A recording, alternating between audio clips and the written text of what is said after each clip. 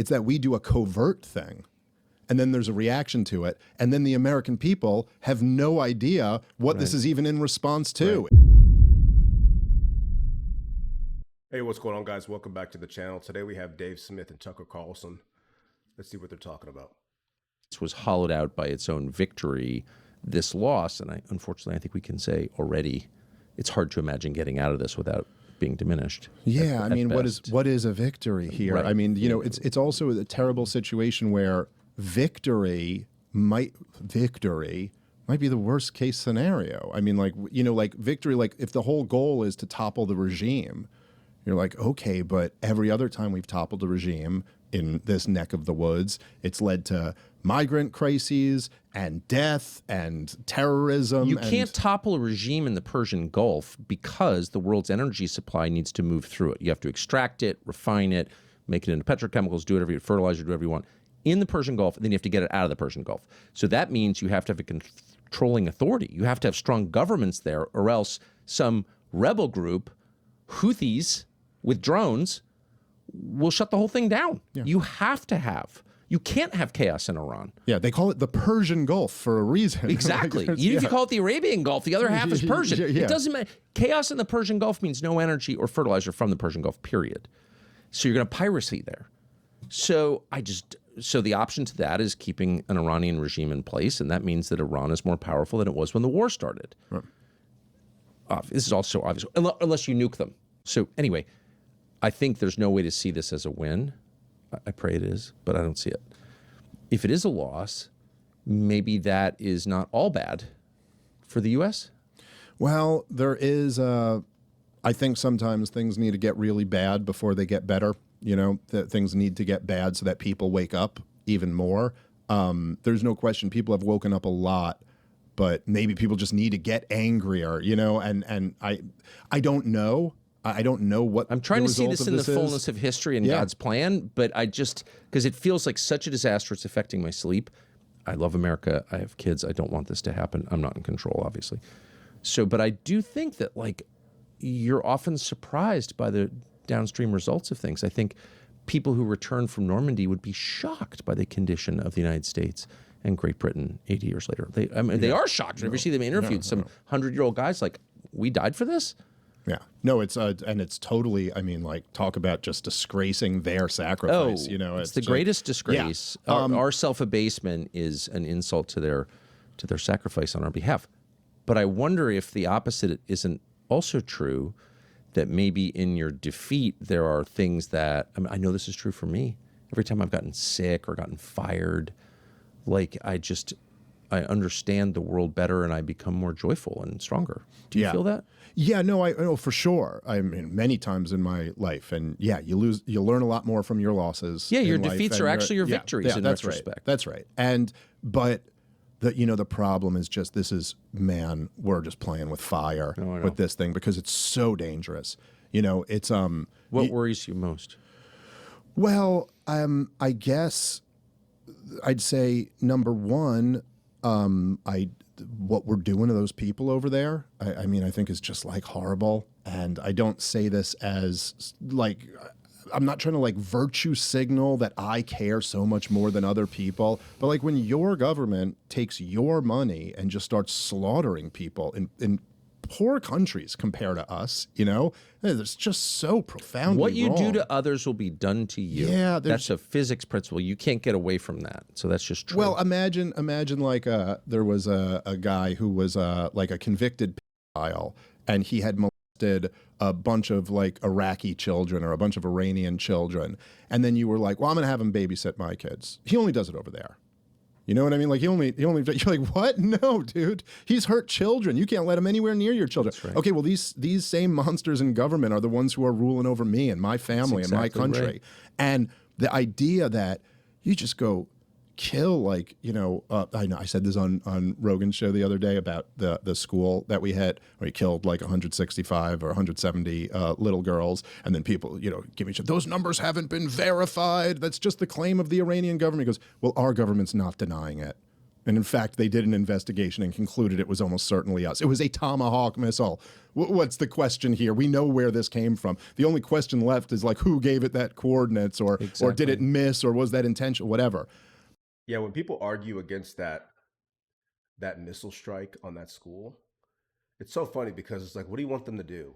Post the bodies of the children that are dismembered under the rubble? Like, what do you want from that? There's video footage about as clear as day. It doesn't get much more clear than that, of a Tomahawk missile flying into this school. And from what I understand, there's only 2 countries that have Tomahawk missiles, us and the UK. And the UK is not out there. So it was us. And it doesn't mean that, you know, we shouldn't keep doing what we're doing if you're for war. I mean, I'm anti-war, but what I'm saying is, even though it was us, it's okay to admit it. It's okay to say, hey, that was us. That's our bad. You know, these war hawks and these people that champion this war, like, they refuse to admit any wrongdoing and any mistake. I don't care what the context of the war is. We are responsible for killing 160 children, right? Our administration, our military is responsible for that. Somebody in the military pressed a button and shot a missile that resulted in the death of 160 children, right?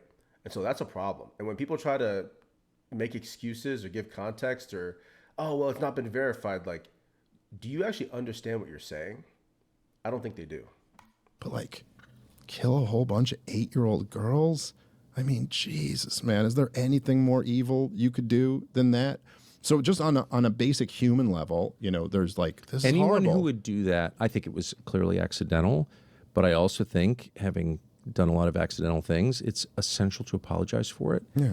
And anyone who doesn't apologize for it's a dangerous person. Well, also, if even you'll do that to them, you'll do it to my kids. Yes, and it stretches the definition of accidental a little bit, because even if very specifically, like, we were trying to hit this building, but instead we hit this building, and there's a point I've been making largely through the Israel's destruction of Gaza, which was not that at all. They were just leveling the place.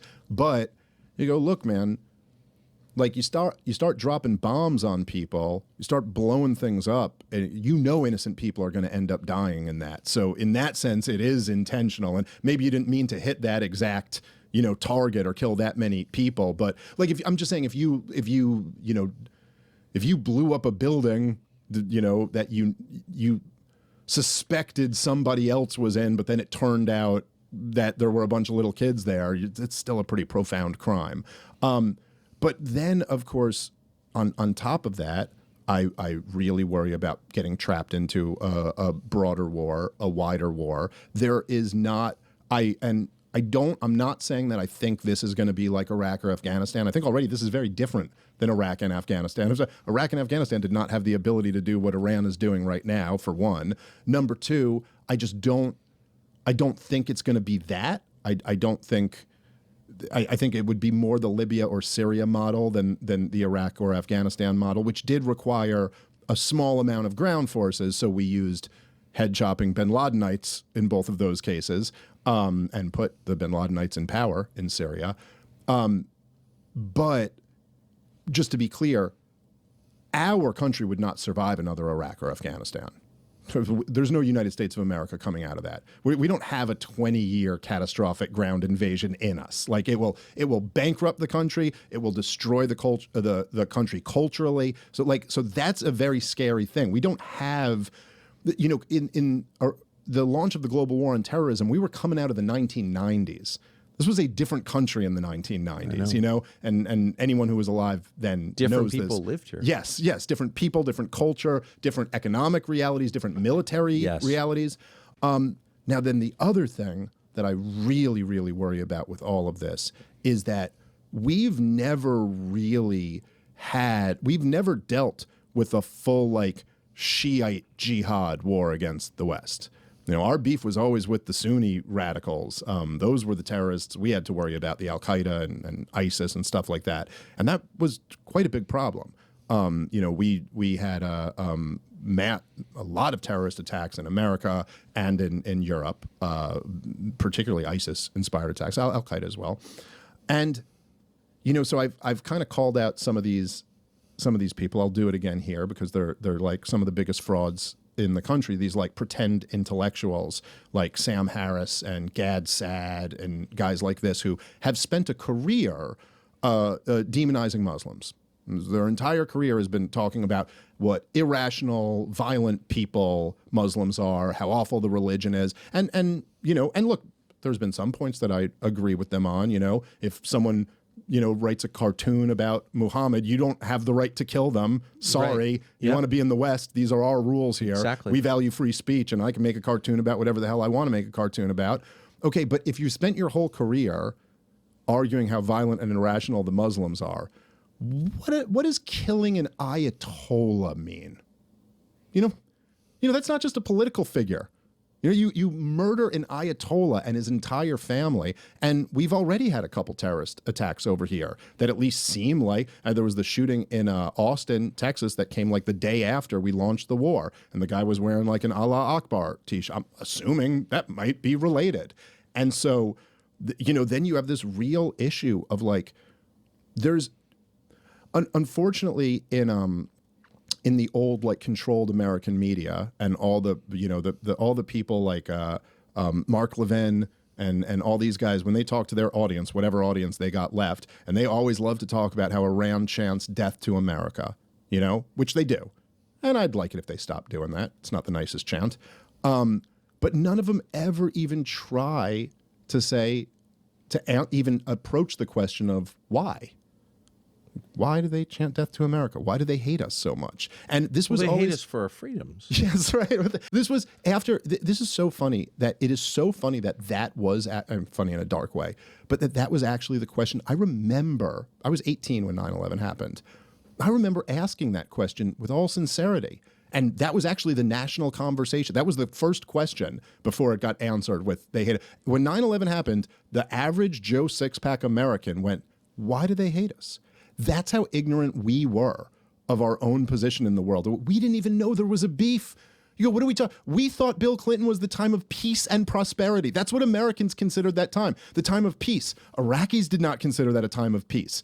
Hundreds of thousands of them were getting killed due to the blockade, Clinton's bombing campaign. It wasn't peace in Serbia. You know what I mean? It wasn't like there, but to us, it was like, oh, no, those were little wars. They didn't really mean anything, but it wasn't. Now, all you got to do is ask that question. And I'm sure it's almost like implicit in the Mark Levin world that, well, why do they hate us? Well, I don't know, because they're crazy Durka people and they hate us. They're Islamo-fascists. I don't know. That's what they do. They hate.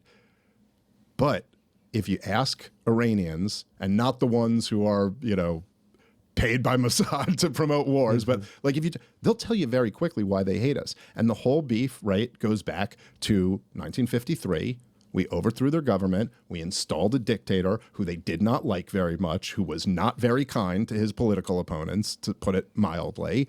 And then the other big thing that they point out all the time is in 1980, Saddam Hussein invaded Iraq. Now, a lot of people from my generation remember this because this is actually what the neocons would often like vaguely cite this when they were trying to push the war against Iraq. They're like, he used chemical weapons against civilians. You're like, yeah.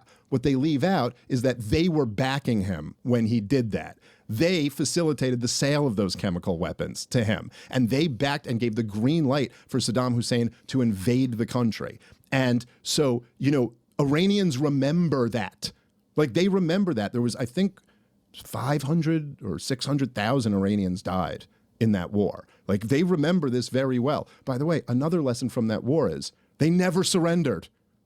Even after taking losses like that, these Shiites are not playing around when it comes to matters like that. No. They fought and fought and fought. And so anyway, I say all that just to say that it's like these things do inspire hatred, and they inspire hatred for generations and generations. Cause and effect is real? Yeah, it turns out. In 2002, a letter emerged written by Osama bin Laden, who of course was then still alive, that he had written right after 9/11 in Kandahar before he fled to Tora Bora, and it came out a year later in the Wall Street Journal, and I worked at CNN at the time, and I read it on the air to answer that question. What is this about? Why did he do this?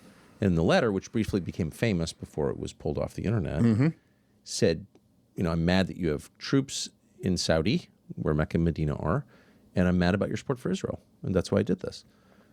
I wasn't trying to justify 9/11. it can't be justified, in my opinion. That's right.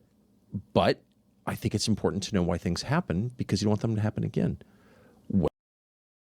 They're 100% correct here. You know, there's a lot of cause and effect that Americans don't pay attention to when it comes to our involvement in the Middle East. And we are the pariah state in the Middle East, right? We're not invited. We're not welcome. These countries don't want us involved in their politics and their business. And then there's also this religious aspect that we as Americans don't truly understand, right? And we don't respect it. You know, Iranians, they've been around forever. You know, if you guys look at Iranian history, these guys aren't some new country that just sprung up out of nowhere. They've been around for thousands of years and they have a rich history. And part of that rich history is that they don't care about war, right? They're fine with it. If you want to attack them and you want to come and invade their country or, you know, bomb them to hell, they're going to remember and they're cool with it. Okay, you want to kill 1,000 of us? We're fine with that. 10,000, 100,000, like they were saying, 600,000, it's okay to them. And when we think about war, the only way that you can win a war nowadays is with extreme loss of life, right? Look at Ukraine, Russia. People are dying in droves, right? Hundreds of thousands of people have died in that war and they're still fighting on. So unless you're willing to exact a high toll in Iran to turn over the regime, and I'm talking millions of people, I don't think there's a world where you actually get it done and you actually change the Iranian regime to be, you know, sympathetic to America or the West. So this is a lose-lose situation. We shouldn't be involved. It's terrible. And we're going to pay the price for it, I feel like, unfortunately. Well, a group of rabbis got together and called me an anti-Semite, which I wasn't then and I'm not now, and tried to get me fired from my job. I'll never forget that. And CNN called me, the lawyer called me, you know, well, they're all mad at you. And I'm like, I wasn't attacking anybody, of course. Yeah. I just think it's more than Americans don't know. I think they've been prevented from knowing. Yeah, that's right.